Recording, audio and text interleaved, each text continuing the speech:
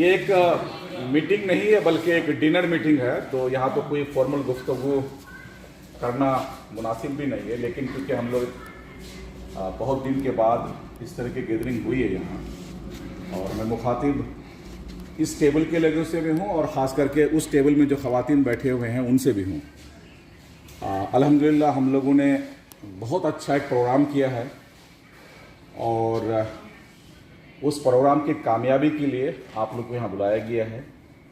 एक तरह उस दिन जश्न इमरान प्रतापगढ़ी था, आज जश्न मुशाहरा कामयाब होने का है, बल्कि उनका अगर देखा जाए दोनों दिन का दौरा काफ़ी कामयाब रहा। आप लोगों को मैं अपने दिल की गहराइयों से तमाम साथियों को, क्योंकि आप तमाम लोगों का रोल क्या रहा, आप लोग कितना मेहनत किए और किस तरह से इस प्रोग्राम को कामयाब किए, मैं समझ सकता हूँ। कितने रातें ख़राब हुई, कितने घंटे ख़राब हुए, किस किस वक्त का खाना छूटा और जो खाना में मिला वो क्या क्या मिला, हम समझ सकते हैं। तो मैं तमाम लोगों का शुक्रिया अदा करता हूँ और ख़ास करके मुखिया अबू सलमान एंड मुखिया प्रतिनिधि दिलीप मंडल साहब, जो ज़मीन पे इस प्रोग्राम होता रहा, उसको जितने लोग भी साथ दिया, कमलपुर पंचायत, नजरुल पंचायत, सोनथा के जो टीम है, शाहबाज भाई, बाबर भाई, सहरोज भाई और उनके साथ जो भी लोग हैं, बहुत मदद किया है इसमें। सोनथा से काफ़ी क्लोजली मॉनिटर किया गया, अबू सलमान को पूरा बूस्टअप और बैकअप दिया गया वहाँ से। मैं उनके लिए भी आप लोगों का शुक्रिया अदा करता हूँ। मुखिया अबू नसर जो हमारे हाई स्कूल के दोस्त हैं, क्लासमेट हैं, हम लोग 10th साथ में पास किए हैं, बहुत दिन तक ये सऊदी अरब में रहे और अब यहाँ पर ये पंचायत के मुखिया हैं, बौलदे पंचायत के। तो इन्होंने भी माशाल्लाह कई दिनों तक अलता हाट में डेरा डाले रहा। दिलीप मंडल जी के साथ, मुखिया अबू सलमान जी के साथ काफ़ी मिल के काम किया। मैं आपका भी शुक्रिया अदा करता हूँ। जब ये प्रोग्राम का खाका तैयार हुआ और बहुत कम टाइम में, उस वक्त हम कर्नाटक इलेक्शन में थे और मुझे कहा गया कि 21 मई को किशनगंज में मुशायरा होगा। मैं समझा कि शायद ये प्रोग्राम हो नहीं सकता है, क्योंकि मई का महीना हमारे यहाँ काफ़ी गर्मी का होता है और बारिश का भी होता है, और उस वक्त हम कर्नाटक इलेक्शन में थे। मुझे 13 तारीख को इलेक्शन है, उसके नतीजे आएंगे, 10 को इलेक्शन है, तो मुझे नहीं लगता है कि हम लोग 13 तक तो कर्नाटक में ही थे, तो ये मुशायरा इतना दिन में कैसे हो सकता, हफ्ता दिन में टाइम में कहाँ कर पाएंगे। मैं वहीं से कर्नाटक से फ़ोन किया अबू सलमान को कि भाई ऐसा ऐसा एक प्रोग्राम आ रहा है, वक्त बहुत कम है, इसको कैसे भी हो करना पड़ेगा, क्योंकि इमरान प्रतापगढ़ी साहब अगर कोई टास्क देते हैं तो बड़ी सोच समझ के देते हैं। हम लोग को वहाँ भनक लग गया था कि कर्नाटक में कांग्रेस की सरकार आ रही है, तो एक दूरअंदेश लीडर क्या करता है कि उस मूवमेंट को या उस जीत को एक जश्न में तब्दील करना चाहता है। और बात यहाँ भी आएगी, आप लोगों को अच्छा लगेगा सुनने में। इवन कि हम लोग बहुत सारे अलग अलग पॉलिटिकल पार्टी से हमारा एफिलिएशन है, हम उनसे मुंसलिक है, उसके बावजूद भी हम एक दोस्त के नाते, एक छोटा भाई बड़ा भाई होने के नाते हम लोगों ने एक दूसरे का साथ दिया है।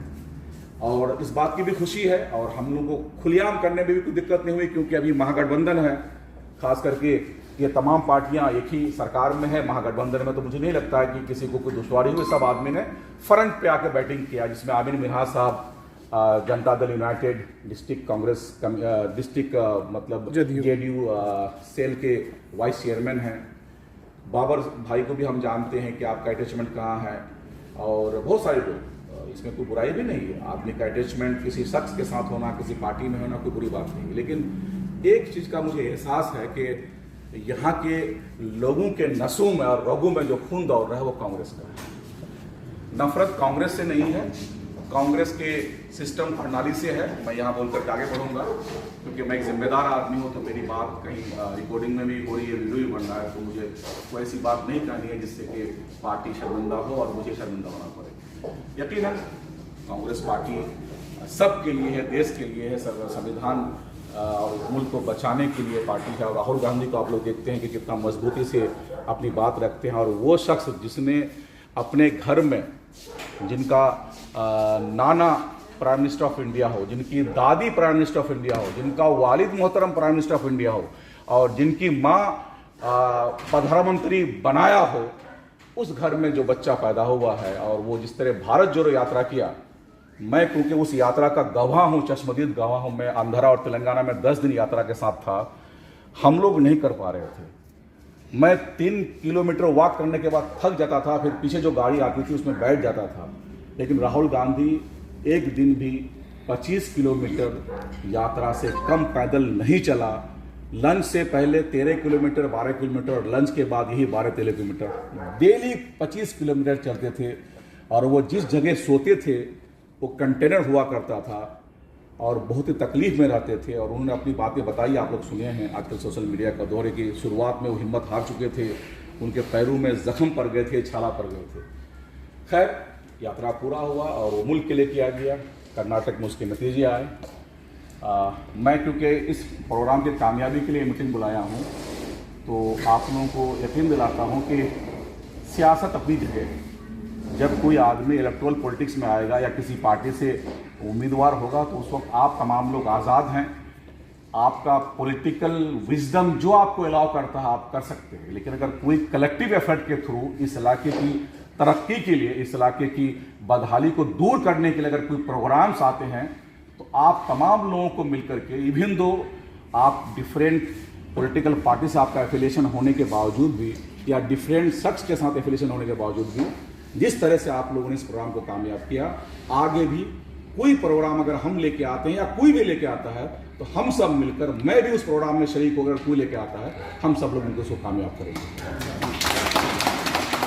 अब मैं आप लोगों को एक मैसेज देना चाहता हूं कि मुझे आज सुबह 10:30 बजे एक फ़ोन आया इमरान पटावड़ी साहब का और काफ़ी देर तक उन्होंने बात की और उन्होंने आप तमाम लोगों का दिल की गहराई से शुक्रिया अदा किया है कि आप तमाम लोगों ने मिल करके जो प्रोग्राम सीमांचल में किया, इस प्रोग्राम का चर्चा सिर्फ सीमांचल में और बिहार में नहीं है, पूरे देश में है।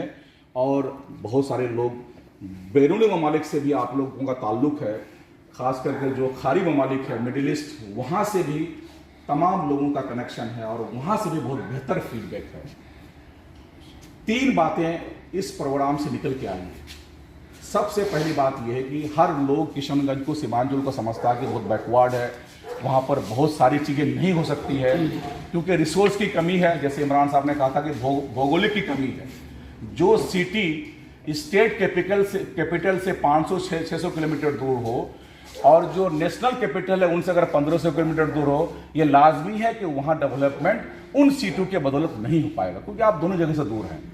जहाँ कैपिटल है वहाँ आसपास में वो चीज़ें होगी। और हम लोग का बदकिस्मती ये है कि कलकत्ता करीब होने के बावजूद भी और कलकत्ता में समुंदर होने के बावजूद भी हम लोग बैकवर्ड हैं। ये देखा गया है कि जिन इलाके से या जिन सूबों से समंदर का जाना हुआ है, जहाँ पर बंदरगाह है, वो इलाका बहुत डेवलप हुआ है, लेकिन हम लोग उस तरह डेवलप नहीं हो पाए। उन्होंने जो मुझे मैसेज दिया कि असलम साहब देखिए, अब तो हम लोग शुरुआत कर चुके हैं और इसको आगे लेके चलना है। आप एक प्रोग्राम आसाम में कीजिए क्योंकि आप आसाम के प्रभारी हैं और आसाम में जो धुबरी, बरपेटा, हुजे इलाका है, मैं उस इलाके का दौरा किया। बरपेटा, धुबरी 100% में से 70-80% मुसलमानों की आबादी है, माइनॉरिटीज़ की आबादी है। और राहुल गांधी तक यह अलता हाट, कोचाधामन, किशनगंज के फोटोग्राफ्स और वीडियो जा चुके। राहुल गांधी का ये फीडबैक है कि जिस मिशन के साथ और जिस आइडियोलॉजी के साथ हम भारत जोड़ो यात्रा शुरू किए हैं, सही माने में अगर कोई जमीन पे उतार रहा है तो इमरान प्रतापगढ़ी है। तो राहुल गांधी तक अलता हाट का नाम, कोचाधामन का नाम और किशनगंज का नाम जा चुका है। और इमरान प्रतापगढ़ी साहब आप लोगों से बहुत खुश है। उनकी तकरीर आप लोगों ने सुनी होगी। उन्होंने अपने अशार में कहा था कि जब उन्होंने दिलीप मंडल जी का नाम लिया तो उन्होंने बहुत उसमें वेटेज दे के साथ वो बात किया। देखिए, इमरान प्रतापगढ़ी साहब एक शायर हैं। वो सिर्फ उर्दू में बात नहीं करते, वो हिंदी में ही बात करते हैं।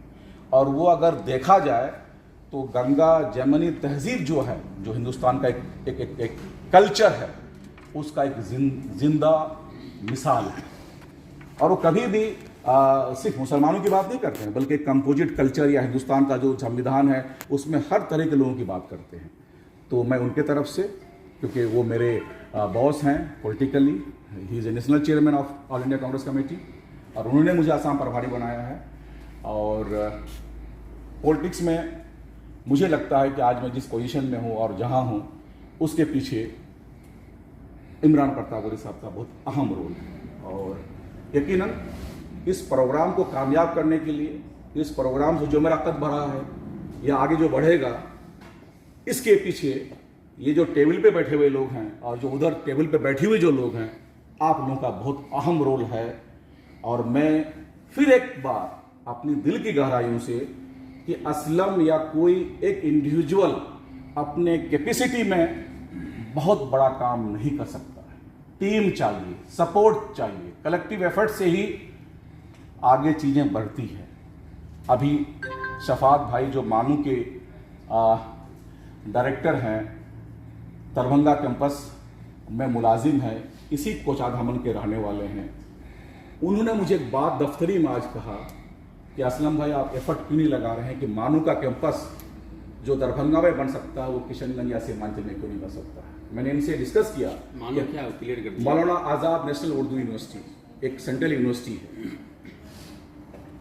मैंने इनसे डिस्कस किया कि हम लोग आज से 5 साल पहले जब जफर सुरेश वाला जो प्रधानमंत्री नरेंद्र मोदी के बहुत करीब हुआ करते थे और उस वक्त वो मानू के चांसलर थे, उनसे रब्ता कायम किया था और उनसे मिले थे दिल्ली में, तो उन्होंने कहा था कि 10 एकड़ ज़मीन कोई अगर दे देगा तो हम कैंपस खुलवा सकते हैं।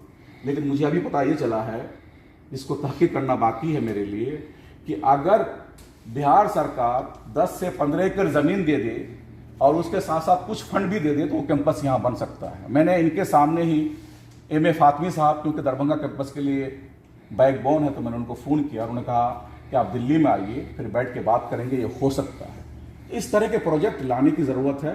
हो सकता है मौलाना आज़ाद नेशनल उर्दू यूनिवर्सिटी का कैंपस किशनगंज में नहीं बने, लेकिन अगर पूर्णिया में बन जाए, अररिया में बन जाए या कटिहार में बन जाए तो क्या बुरा है। यहाँ के लोगों को मुलाजिम मत के लिए नौकरियाँ मिलेगी, यहाँ के लोगों को, बच्चों को जो आज हैदराबाद में पढ़ने जाते हैं या दरभंगा में जाते हैं, उनको वहाँ दाखिला एडमिशन होगा। तो मेरा कंसर्न ये है कि हम लोगों का काम, जो मेरा मकसद है दोस्तों, मैं एक कामयाब बिजनेसमैन हूँ। मैं 10 दिन से कोई बिजनेस का फ़ोन नहीं लिया हूँ। मेरे कुछ बिजनेस के कोलीग्स घबरा गए थे, कहीं ऐसा तो नहीं मैं बहुत बीमार पड़ा हूँ। मुझे व्हाट्सएप में SMS में कि कम से कम आप तो ठीक हो भाई, बता दो। आज मैं कुछ लोगों से बात करनी, मैं परफेक्ट हूँ, ठीक हूँ। मैं कोई हुक्स एंड क्रोस के माध्यम से या मीडियम से कोई पॉलिटिक्स में नहीं आना चाहता हूँ कि नहीं मुझे MLA बनना है, MP बनना है। नहीं। मैं क्योंकि इस इलाके से मोहब्बत करता हूँ, इसी मिट्टी में मैं पैदा हुआ हूँ, तो ये जो रगू में जो खून बहता है ना, तो ये लगता है कि नहीं यार कुछ नहीं कर पा रहे हैं, कुछ कर दिया जाए। मेरी एफर्ट्स अगर कामयाबी मिल जाती है, किसी बच्चे को मदद मिल जाती है। मैं बहुत बिजी रहने के बावजूद भी यहाँ जितने लोगों का फ़ोन आता है, अगर मैं उनका फ़ोन ले नहीं पाता हूँ तो मैं उनको 2 दिन बाद, 3 दिन बाद व्हाट्सएप के थ्रू या नॉर्मल कॉल के थ्रू बात भी करता हूँ। हम कोशिश करते हैं कि हमारे बच्चे जो अलीगढ़ में, जामिया में हैं या जामिया हमदर्द में है या कहीं भी, अगर उनको कोई प्रॉब्लम है तो मैं उस प्रॉब्लम को सोल्व करने के लिए एक एफर्ट लगाता हूँ दिल से। कुछ प्रॉब्लम सोल्व भी होते हैं, कुछ प्रॉब्लम नहीं भी हो पाते हैं। तो मेरा कंसर्न ये है कि आप तमाम लोगों का बहुत बहुत शुक्रिया, और इस तरह से ये टीम बनी रहे। आपस में इख्तलाफात होने के बावजूद भी किसी एक काम के लिए डिफरेंसेस हो सकते हैं, और डिफरेंसेस ऑफ ओपिनियन नहीं हो तो फिर वो इंसान नहीं, वो हैवान है। डिफरेंसेस ऑफ ओपिनियन होने के बावजूद भी, काम में इख्तलाफात होने के बावजूद भी, अल्लाह ने हमको अकल दिया, हम उस अकल का इस्तेमाल करें और ये देखें कि अगर ये कम्युनिटी के लिए, इलाके के लिए, कंट्री के लिए अगर ये काम सही है और आप उस आदमी को पसंद भी नहीं करते हैं, लेकिन ये काम हित है मुल्क के लिए, ये काम कम्युनिटी के लिए फ़ायदेमंद है, तो आप उस शख्स का परवाह ना करें। मैं मिसाल दे रहा हूं कि अगर मुझसे कोई लोग नफरत भी करते हैं, कीजिए, कोई दिक्कत नहीं, मैं उस नफरत को भी बर्दाश्त करने को तैयार हूं, मुझे गाली भी दीजिए, तैयार हूं।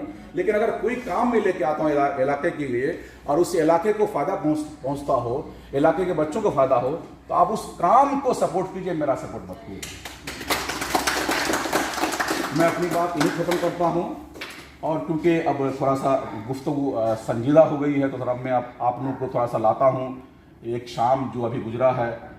अभी 10 दिन तक हम लोग थोड़ा सा एंजॉय करें, क्योंकि ऐसा मुशायरा बार बार नहीं हो सकता है, और 2 साल के बाद भी हम इसको नहीं सजा सकते इस इलाके में। अब न जाने 10 साल, 15 साल के बाद या 5 साल के बाद कोशिश करेंगे। और मैं तो दावत देता हूँ, क्योंकि उम्र हमेशा इंसान का एक बैरियर है कि सेहत ठीक रहना हो, फिर आपका एंगेजमेंट कैसा हो। तो मैं तो कह रहा हूँ कि आप नौजवान लोग हैं। अबू सलमान देखिए कितना यंग है, अभी बाबर भाई कितना यंग है, सरोज भाई यंग है, शहबाज भाई ठीक है, लगते हैं बहुत यंग है, लेकिन इतना यंग भी नहीं है।